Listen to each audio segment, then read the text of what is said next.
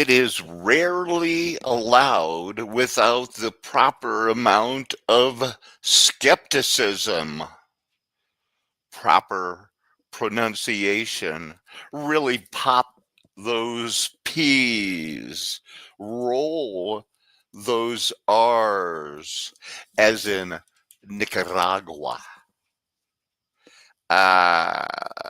Stick out your tongue and say, turn your head and cough while you keep off the grass. Speaking of talking, how has yours been? I know they say the lockdown slowdown was over 3 years ago, but it doesn't seem like it now. But who are you talking to? And why? And how? Prim to win? Too prim for sin? Since when? Zorro, Torah, caca. ¿Cómo se dice bullshit in Espanol? Caca de Torah. Primitive gods only thought they knew what was proper. Never knew prim. So they did like men back then before they say the flying shuttle began. Can you touch your toes? Can you curl your tongue? I know you cannot tame it, but can you touch the tip of your tongue to your nose? These are questions like, can you wiggle your ears, that children used to ask each other. Seems like we had time to talk back then.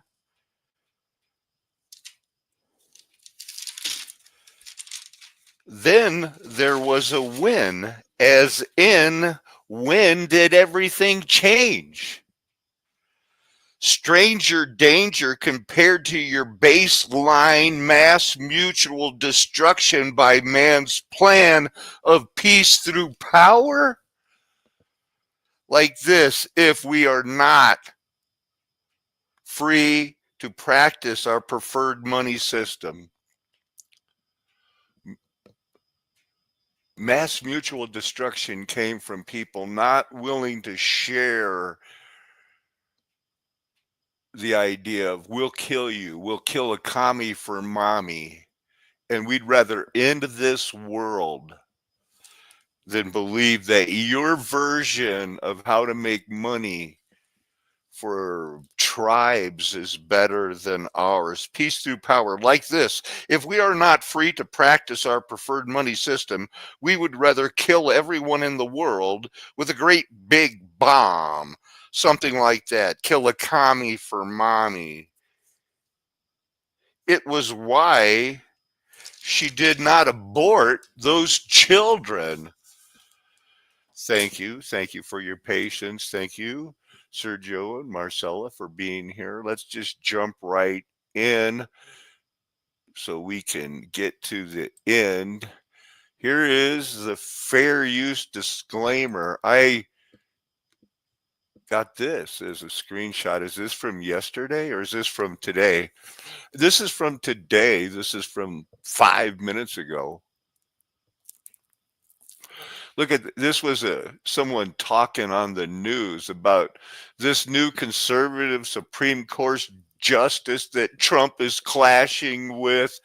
Well, he was roommates with somebody that is on the Supreme Court right now. It's all a big party for them. We're vulgaris common. That's what vulgaris, if you're a plant in the vulgaris type species, you're vulgaris, not you personally, unless you want to be that way. Huh? Wow. Drum roll, please.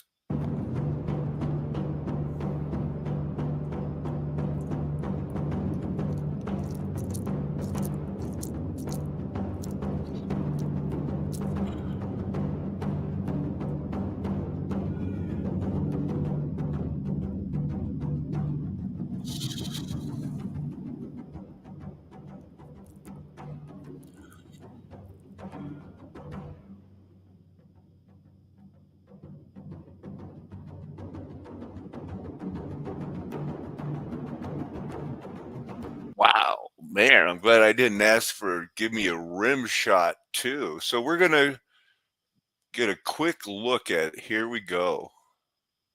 This is a preview of our Bible study because we need to study it all, and you need to know about Barzillai. Barzillai.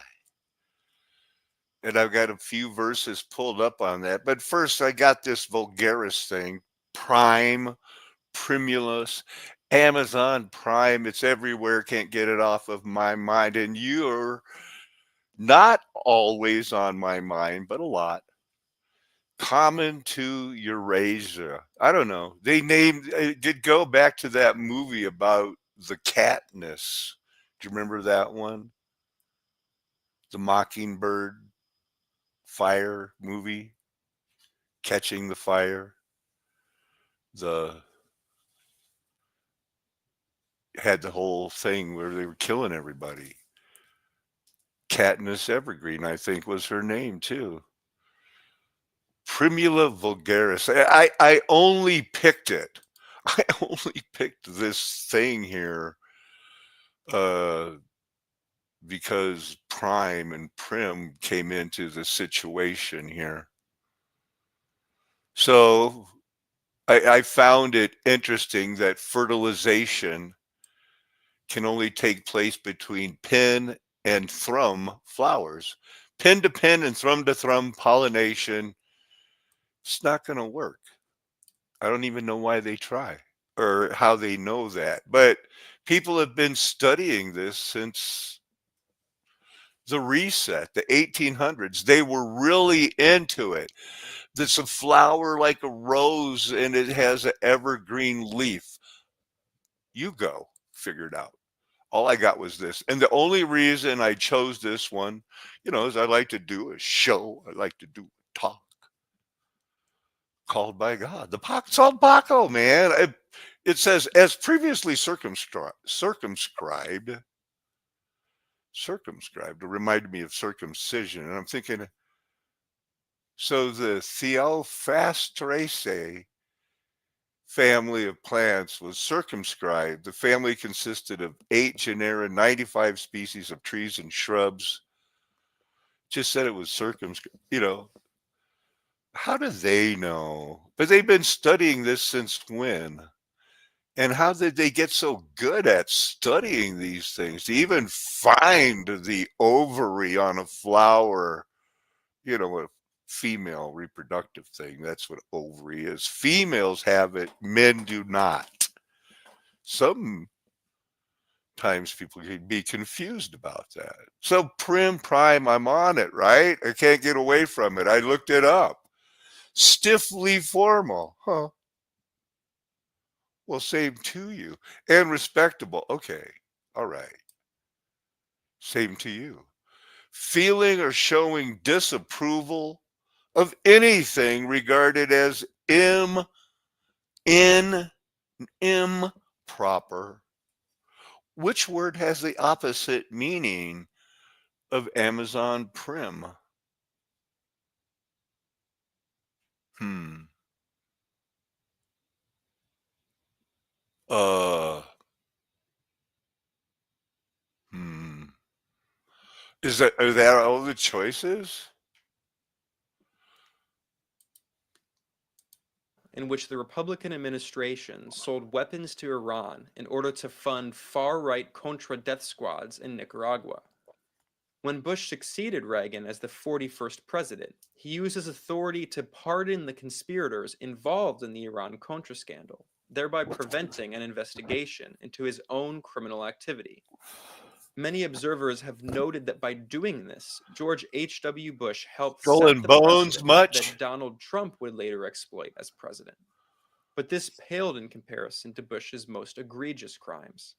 In 1989, the administration of the newly inaugurated President Bush invaded the tiny Central American nation of Panama in order to oust dictator Manuel Noriega, who had himself been a longtime CIA asset. I don't want to nitpick. Some people always have their own. Okay, this was his biggest crime.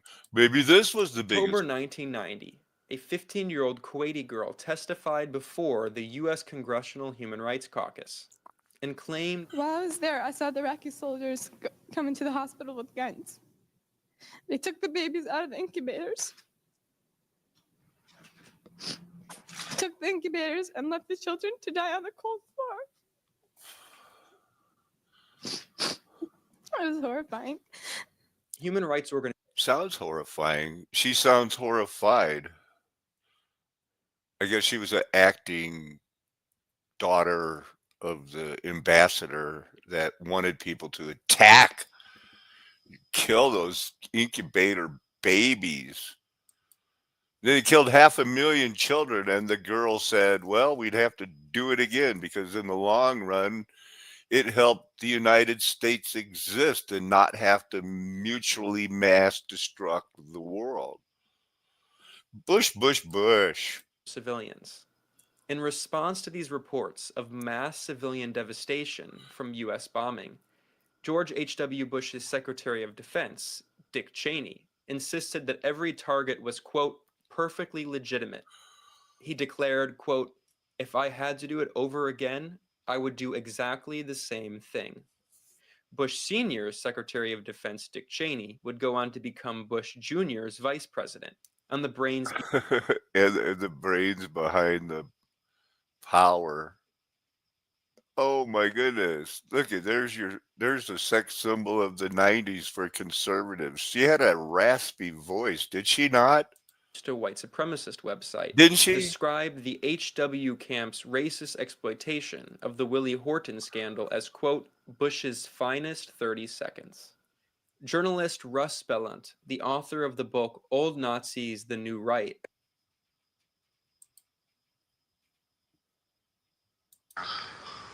after a deluded gunman assassinated President Kennedy, our nation turned to Gerald Ford and a select handful of others to make. That would be because he was on the Warren Commission.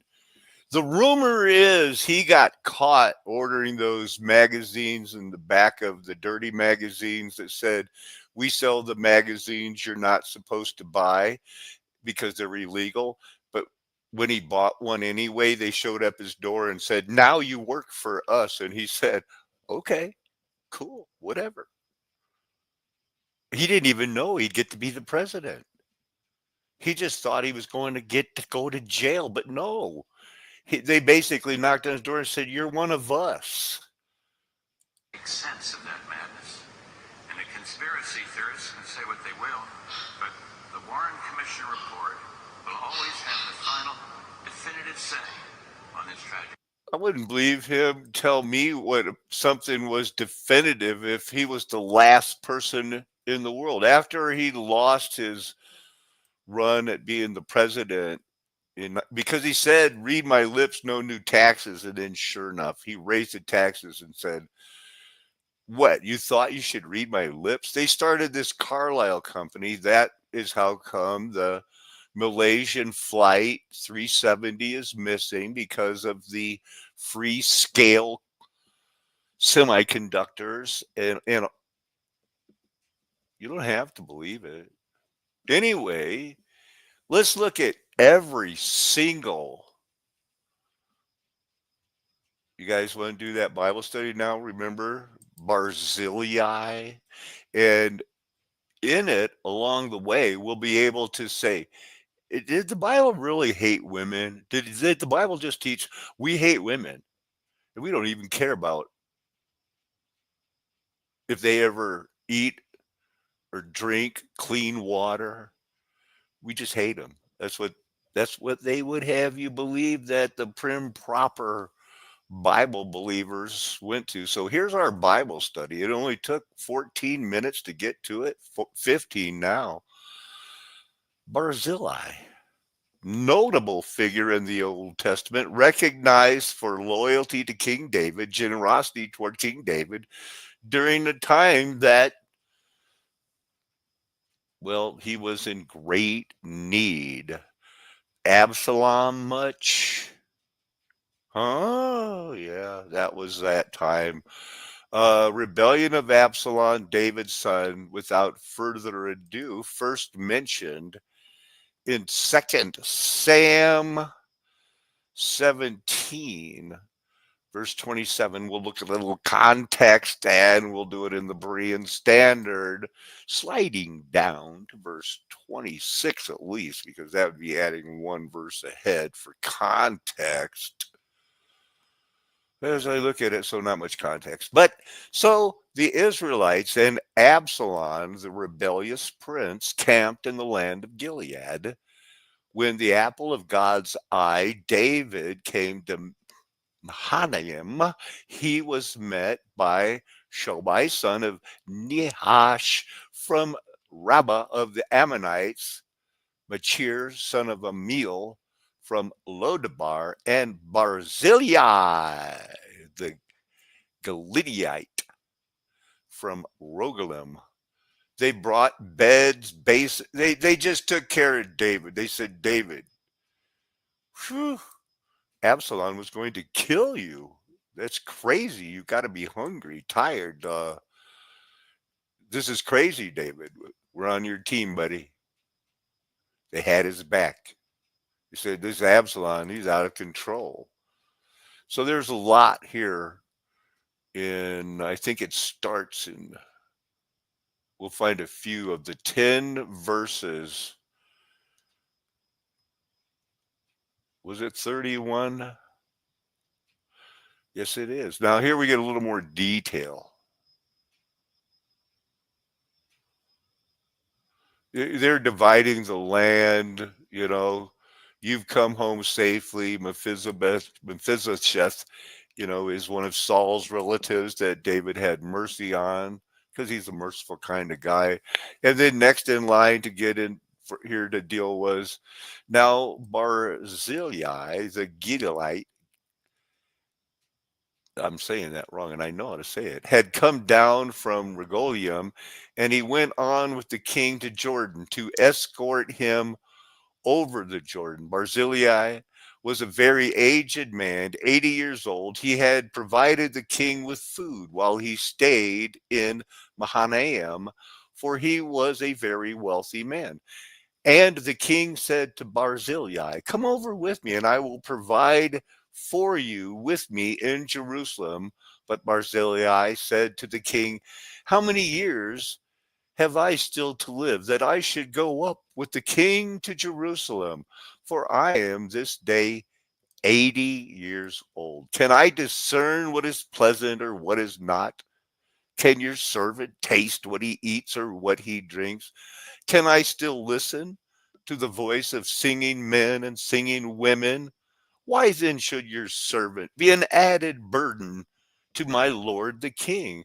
Your servant will go a little way over the Jordan with the king. Why should the king repay me with such a reward? Please let your servant return that I may die in my own city near the grave of my father and my mother. But here is your servant Chimham. Let him go over with my lord the king and do for him whatever seems good to you. And the king answered, Chimham shall go over with me, and I will do for him whatever seems good to you. And I think that Barzillai knew that this would go down this way. And all that you desire of me, I will do for you. I don't think they had any idea that David would become the mightiest king in the whole world, but I'll bet Barzillai was glad he did. Verse 39, then all the people went over the Jordan, and the king went over, and the king kissed Barzillai and blessed him, and he returned to his own home. A little more background on Barzillai here. The king took the two sons of Rizpah, the daughter of Aiah, whom she bore to Saul, Amornai, Mephibosheth, and the 5 sons of Merab, the daughter of Saul, whom she bore to Adriel, the son of Barzillai, the Mahilahite. Same guy, I'm pretty sure. Not too many Barzillais running around here. Now let's look at 1 Kings chapter 2, verse 7. Be kind to the sons of Barzillai of Gilead. Make them permanent guests at your table, for they took care of me when I fled from your brother Absalom. So, there you go. That's and he really did. They really did, permanent guest. Like uh Nebuchadnezzar, or the role of Cyrus, they found, and proved that, when King Jehoiakim got lifted up, maybe we can look that up later, and ate at the table of, that was a big deal back then. Ezra 61. That's deep into a chapter, isn't it? Now, also of the sons of the priest, the sons of Habiah, the sons of Hakaz, the sons of Barzillai, who had taken a wife from the daughters of Barzillai the Galadite, and was called by their name. Huh?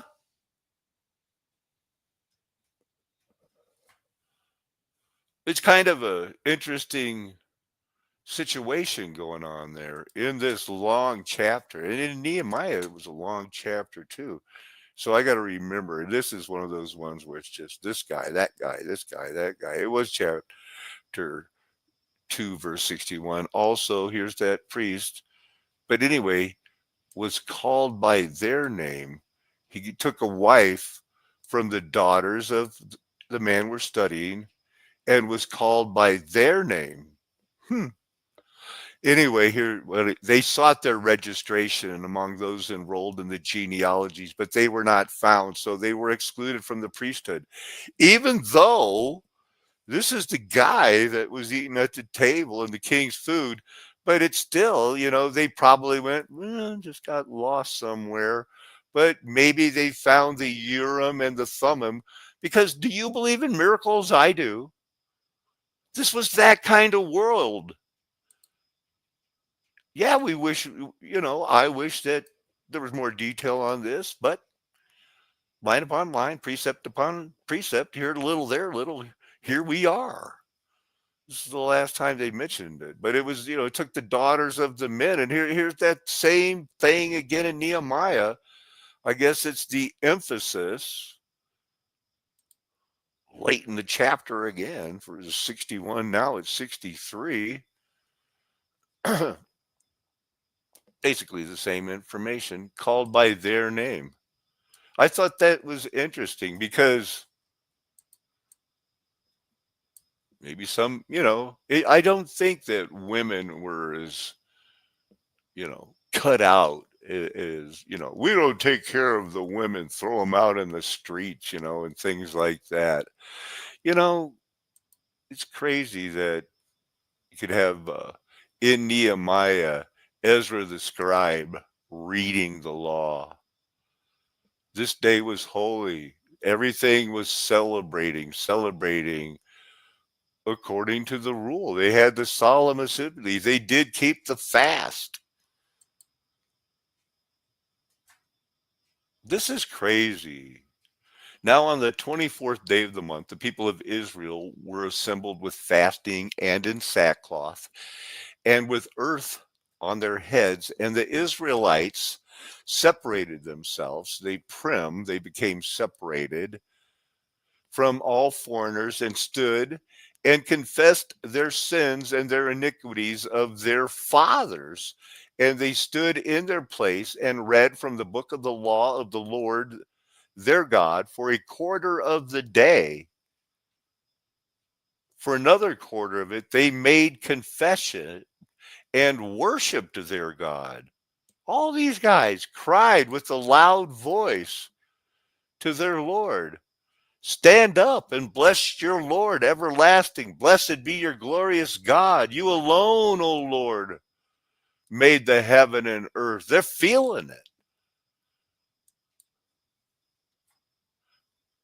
And for those thousands of years, it all went back to performing signs, segregating them, separating them from Egypt, from a land where they would, oh, we got a problem, let's kill your children. And then these guys went back to Egypt. They were ready to go back to Egypt at that Red Sea.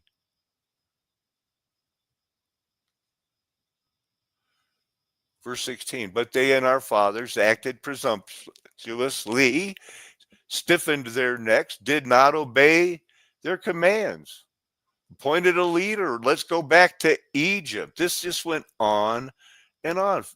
Now in the wilderness, 40 years, he sustained them. They lacked nothing. Supernatural miracles come in all sizes and shapes. Their clothes did not wear out. 40 years. It's a big deal. Their feet did not swell. Okay. So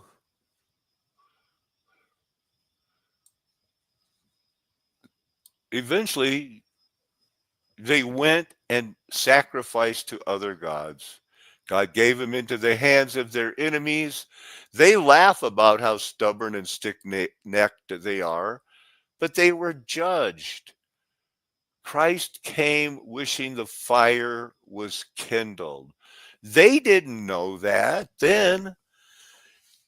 But when you read the Bible, it was all about like the people in Luke who were waiting. There's two people, a man and a woman. The girl's name is Anna. I think the guy's name is Ananias, or they were waiting to see the Lord. And it was like, this is a sign to the Gentiles. That was right off the bat. He is the great and mighty God. Because of all this, we make a firm covenant in writing on the sealed documents. The names and princes are priests. But they didn't do it. Because, we read in verse 9, verse 8, verse 7, but when these people were returning,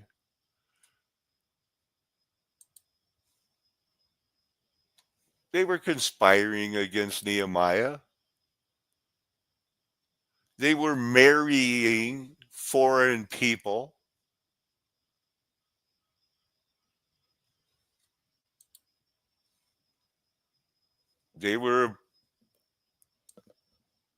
Nehemiah goes out of town and they were oppressing the poor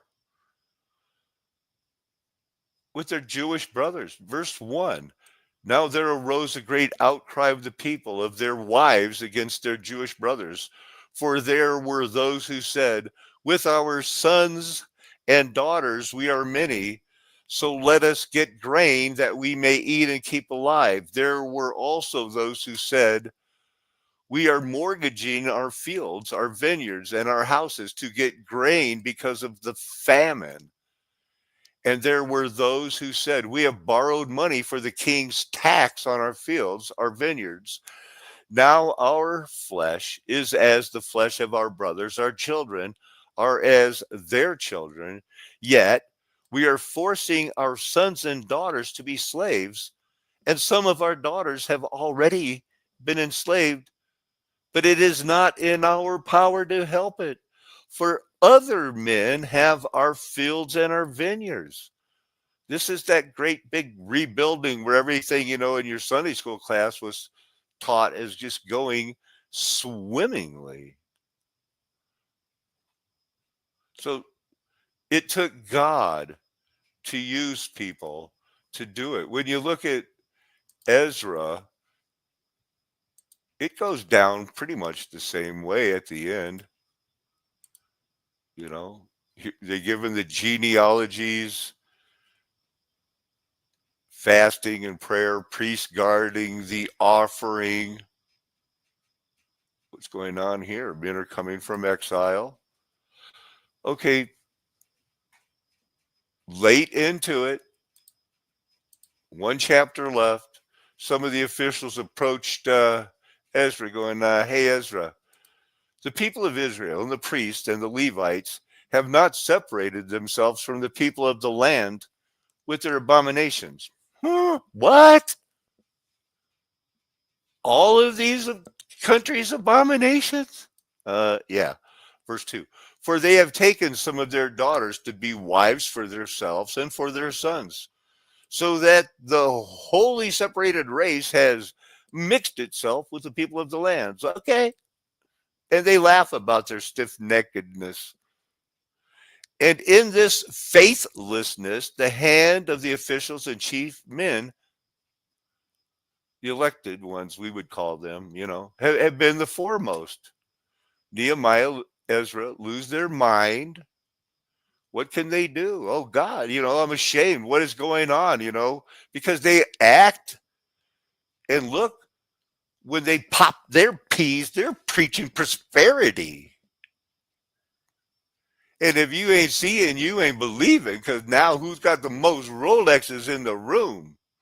Pop your peas when you preach prosperity.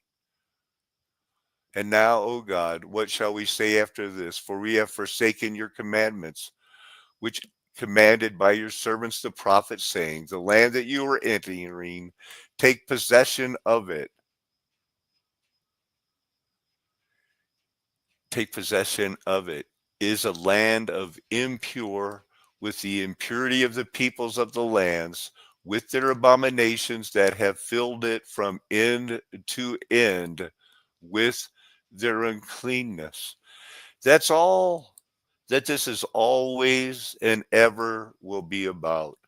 There have to be some people that make it. And God teaches there are people who make it. They believe certain things, they act certain ways. The good news is the Bible does show that properly motivated men can make it 20, 30 years. And that's all. That's all there is left. You want to plan your inheritance for your children, it better be their internal inheritance, because even most of you realize by now the government's not going to be able to come through with your comfortable Social Security. This is a flat earth nation. The golden age has passed because the mud flood was Armageddon. Me and my friends will never tell you anything else. Why would we? We are trying to prove we have your best interest at heart. We're called, chosen, faithful, predestined, elect, adopted, to make sure you're not dreaming that this seems like some orphan train mishmash mess. It really is. Amen. Hallelujah. Aho. Aloha. Arrivederci. Ciao. Sayonara. Auf Wiedersehen. Nakame. Adios, amigo.